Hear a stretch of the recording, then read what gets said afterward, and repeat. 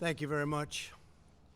My fellow Americans, my first and highest duty as president is to defend our great country and the American people. I swore an oath to uphold the laws of our nation, and that is exactly what I will do. All Americans were rightly sickened and revolted by the brutal death of George Floyd. My administration is fully committed that for George and his family, justice will be served.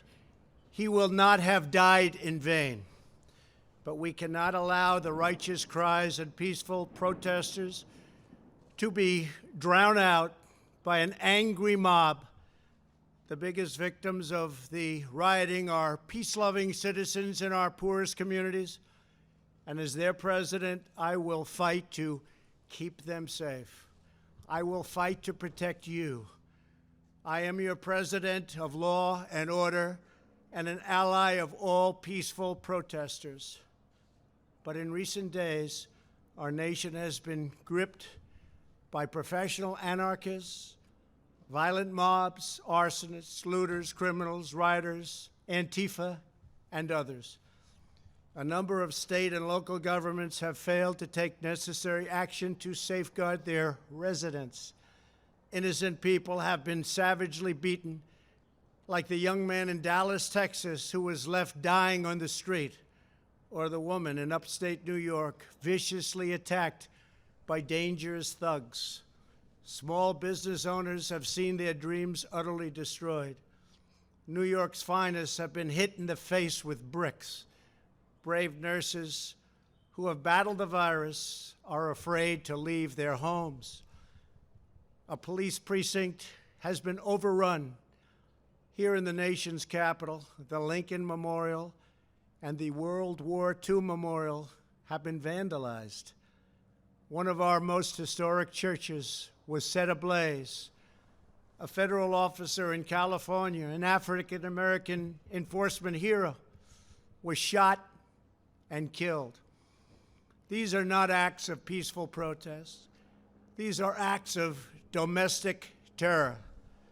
The destruction of innocent life and the spilling of innocent blood is an offense to humanity and a crime against God.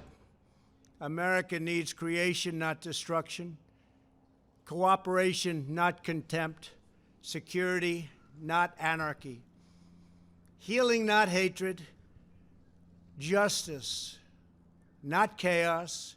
This is our mission, and we will succeed. 100%, we will succeed. Our country always wins.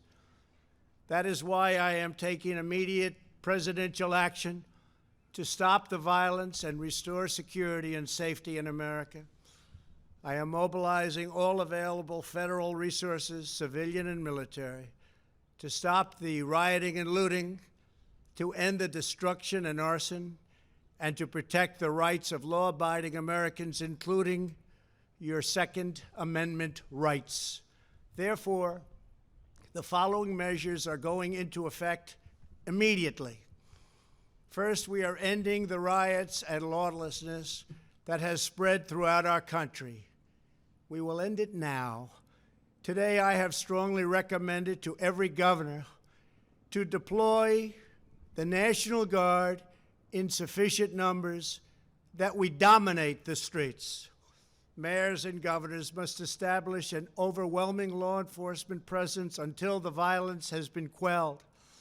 If a city or state refuses to take the actions that are necessary to defend the life and property of their residents, then I will deploy the United States military and quickly solve the problem for them.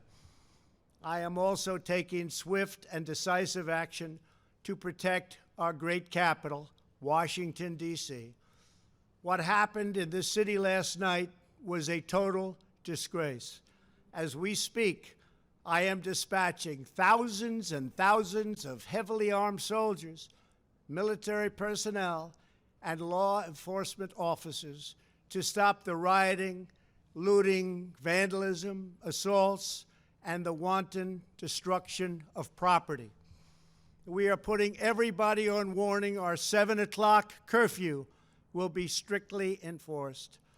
Those who threaten innocent life and property will be arrested, detained, and prosecuted to the fullest extent of the law. I want the organizers of this terror to be on notice that you will face severe criminal penalties and lengthy sentences in jail. This includes Antifa and others who are leading instigators of this violence. One law and order, and that is what it is. One law. We have one beautiful law. And once that is restored and fully restored, we will help you, we will help your business, and we will help your family. America is founded upon the rule of law. It is the foundation of our prosperity, our freedom, and our very way of life. But where there is no law, there is no opportunity. Where there is no justice, there is no liberty. Where there is no safety, there is no future. We must never give in to anger or hatred. If malice or violence reigns, then none of us is free. I take these actions today with firm resolve and with a true and passionate love for our country. By far, our greatest days lie ahead. Thank you very much, and now I'm going to pay my respects to a very, very special place. Thank you very much.